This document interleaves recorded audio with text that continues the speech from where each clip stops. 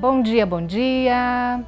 Então, hoje nós vamos fazer uma oficina que faz parte do curso de Educação Ambiental e a proposta é que a gente então consiga construir uma mandala, né, com recursos do nosso meio ambiente, né? Que meio ambiente que seria esse? O meio onde a gente vive, aonde a gente se encontra, onde a gente se reconhece, aonde a gente se cria vínculos e laços afetivos, né? Laços afetivos porque, no meu caso, é um laço afetivo porque é onde eu vivo e a proposta é essa, né? Que a gente possa então construir esse material com aqueles elementos que fazem parte da nossa vida. E a proposta para vocês, né, o que a gente vai estar lançando com essa oficina é isso, é essa proposta, que vocês possam se reconectar com o espaço e os elementos que vocês têm ao entorno de vocês e que vocês possam levar isso para a vida de vocês, dentro do trabalho de vocês, com os alunos de vocês. Para isso, nós selecionamos alguns elementos do nosso entorno. No caso, aqui, especificamente para a nossa oficina, eu selecionei elementos do entorno de onde eu resido, que é uma chácara localizada no interior do município de Realeza, chamada Santa Terezinha. E esses elementos eu coletei na mata que a gente tem aqui ao lado da nossa casa, e um pouco eu coletei junto com os meus filhos na estrada que dá acesso à nossa morada, e em outros locais também, todos aqui no entorno, né, da nossa casa. Isso para demonstrar para vocês que é possível construir, né, algo junto com os nossos alunos com materiais que a gente encontra disponível no meio aonde a gente está. A nossa proposta hoje é construir esse material mostrando que é possível, sim, né, um trabalho onde a gente possa recuperar esses elementos que a própria natureza nos traz. E nesse processo de pensar o que nós faríamos, eu comecei então a buscar no nosso espaço o que nós tínhamos nesse momento, que eu acho que o barato, né, de um trabalho como esse é a gente tentar localizar nesse espaço onde a gente vive o que nós temos, inclusive, de oferta da própria estação, né, do próprio momento que que o tempo, né, que o nosso clima está oferecendo. Como a gente está ainda, né, não saímos do inverno, passamos pelo outono, temos bastante galhos secos, sementes, frutos e, enfim, né, esses elementos, eu encontrei bastante material para poder fazer o nosso trabalho hoje, que compunham, né, um trabalho com esses aspectos. Para vocês entenderem, então,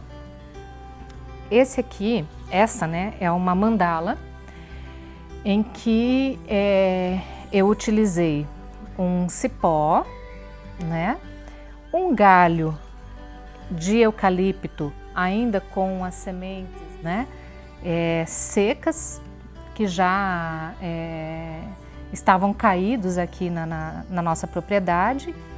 E aqui eu acho que muitos de vocês brincaram ou ainda, né, utilizam esse material que eu conheço, né, e acho que muitos conhecem como pente de macaco ou escova de macaco. E dizem que os macacos utilizam para escovar os seus pelos. E aqui eu utilizei pedra, que foram pedras coletadas pelos meus filhos, um de 11 e a outra de 5 anos, também aqui, né, na chácara, durante o isolamento. Essa daqui, que está aqui ao lado, foi feita pela minha filha de 5 anos. Foi ela quem escolheu os elementos, ela quem escolheu os fios, as cores, pedra para colocar nos fios e as lãs e todos os detalhes, né? Então é um trabalho feito por uma criança de 5 anos. As crianças não vão conseguir fazer? Vão, e vão se divertir muito, tá? Porque é uma coisa que mexe, né, com a criatividade deles, com a habilidade manual deles, né? E toda essa habilidade eles vão, além de desenvolver, né, coordenação motora fina, a própria habilidade manual, o trabalho que a gente desenvolve, o próprio, né, a gente fala de malhação do cérebro, quando a gente está fazendo um trabalho desse, que é um artesanato, é muito interessante, né, porque a gente tem que elaborar um projeto para poder construir esse material. Então nós vamos começar a nossa mandala. No meio da mata a gente tem diferentes tipos de cipó, tá? A gente tem um cipó mais liso. A gente tem esse cipó, que é um cipó mais, né, trabalhado assim. Então eu tenho essa opção aqui desses diferentes cipós. Fiquei buscando daí qual que eu iria trabalhar com vocês. E aí eu gostei desse cipó aqui, que ele é fino, olha. Ele é um cipó bem fino, certo?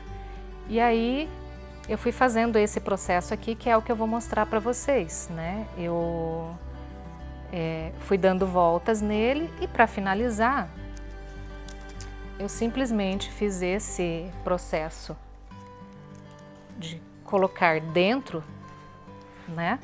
Para que ele pudesse ficar um pouco mais organizado, né? Para que a gente tivesse uma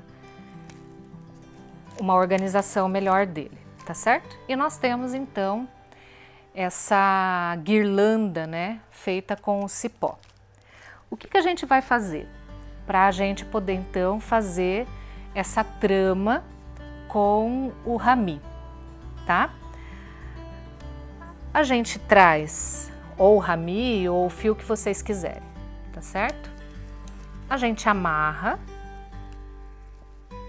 Embora pareça uma coisa muito complicada, muito difícil, ela pode ser um pouquinho mais demoradinha, porque você tem que ter um pouquinho de paciência para, né, para fazer.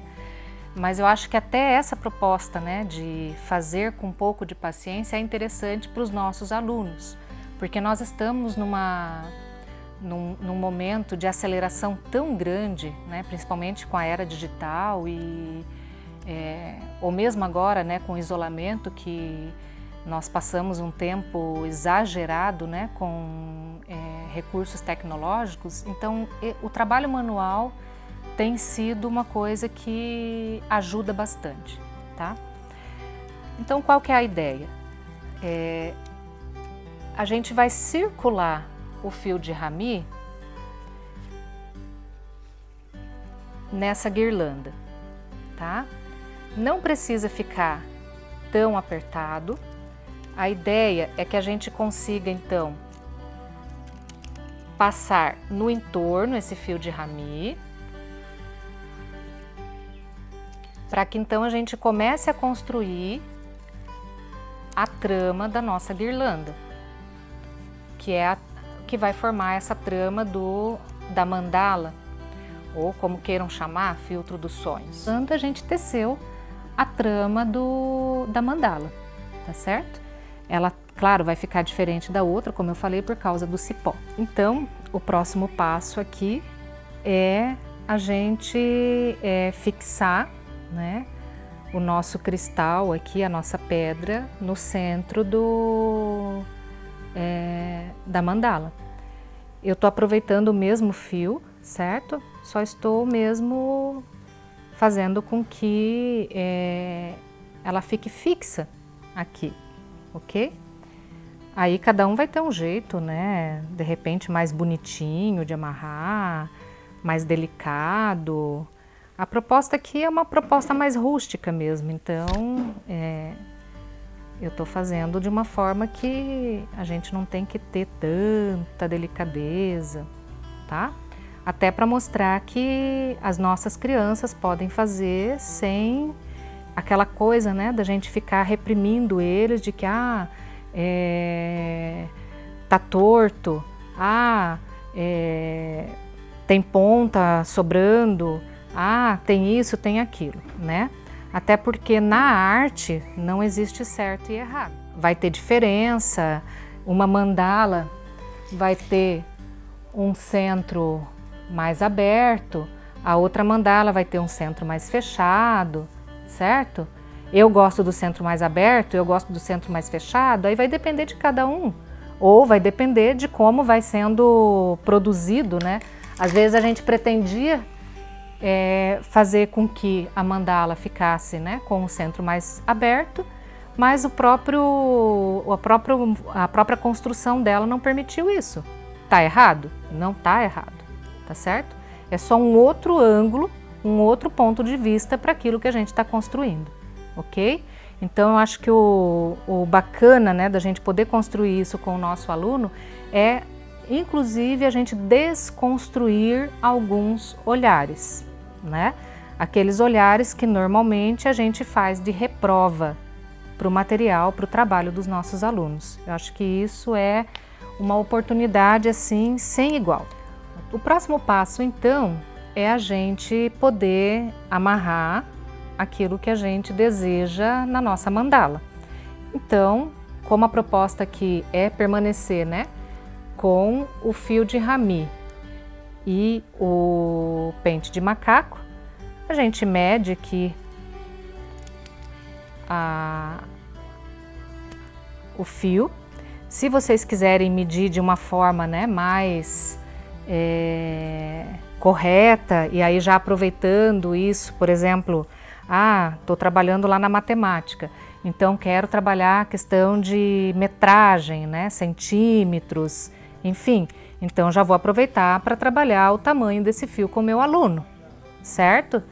Sempre lembrando que o do meio é um fio maior. Então daí nós precisamos de algo que a gente possa furar, ou se a gente não quiser levar nada cortante para a sala, né, dependendo da situação, já dá para levar aquilo que a gente for usar. No caso aqui, né, como eu preciso furar a casca do pente de macaco, eu preciso de algo que perfure, tá? Se eu estivesse na sala de aula, talvez eu já levasse esse elemento perfurado, para não correr o risco de levar a faquinha para a sala de aula. Aqui a gente passa o fio, aonde perfurou, dá um nó, certo? Eu peguei o fio maior, para a gente então posicionar aqui no centro e amarrar ele aqui no centro. E depois a gente repete o mesmo processo com os outros dois. E nós temos então a nossa mandala com o cipó, a trama de rami, o cristal rústico da terra, o pente de macaco pendurado, e agora nós vamos fazer os nossos detalhezinhos aqui com a nossa escolha da época, que é o trigo. Então nós vamos selecionar aqui algumas palhas de trigo para colocar na nossa mandala, certo? De início a gente não precisa cortar tão pequeno, a gente pode deixar os galhos maiores. A gente escolhe aqui então aonde a gente quer colocar, e vocês podem ou amarrar ou pôr cola quente. Eu vou fazer aqui com a cola quente, eu vou optar por um outro elemento agora. Essa casca aqui, que eu usei, né, junto com o trigo, ela vem dentro do pente de macaco, que é aqui onde fica concentrada a semente, tá? Todas as sementes, é como se fosse um invólucro, sabe? Para sementes do pente de macaco, ok? Como eu consegui só uma delas com esse invólucro, eu vou substituir então aquele ali por galinhos de eucalipto, que eu acho que é um elemento também, né, que vai dar essa característica como se fosse uma flor seca. E é legal porque, por exemplo, quem gosta, né, do cheiro, de cheiros diferentes, que gosta de pôr uma planta para secar, também pode fazer esse processo, né? Coloca a planta para secar e aí tem uma mandala com, né, o próprio cheiro da planta. A gente tem uma outra proposta aqui, né, de mandala, que é a gente muda um pouco os elementos e a gente acaba tendo um outro... Pouca coisa que a gente muda, a gente tem um outro trabalho, né? Uma outra mandala. Eu acho que esse é o bonito, né, do trabalho com recursos, com os elementos que o próprio meio nos oferece, né? É esse o resultado que a gente tem. Coisas diferenciadas, muitas vezes com materiais parecidos, né, que a gente utilizou, mas que vai dar um efeito bem diferente, certo? Então, o desafio para vocês está lançado, né? É vocês construírem, junto com os alunos de vocês, um trabalho, um filtro dos sonhos, uma mandala, onde vocês possam então recuperar esses materiais, né, da natureza, que vocês possam coletar esses materiais, que vocês possam, né, fazer esse olhar cuidadoso para o entorno de onde vocês vivem, de onde os alunos de vocês vivem, certo? E que vocês possam então construir alguma coisa nesse sentido com esses elementos e com os alunos de vocês. Fica aí o desafio lançado para o final do nosso curso, certo? E a gente vai ficando por aqui então.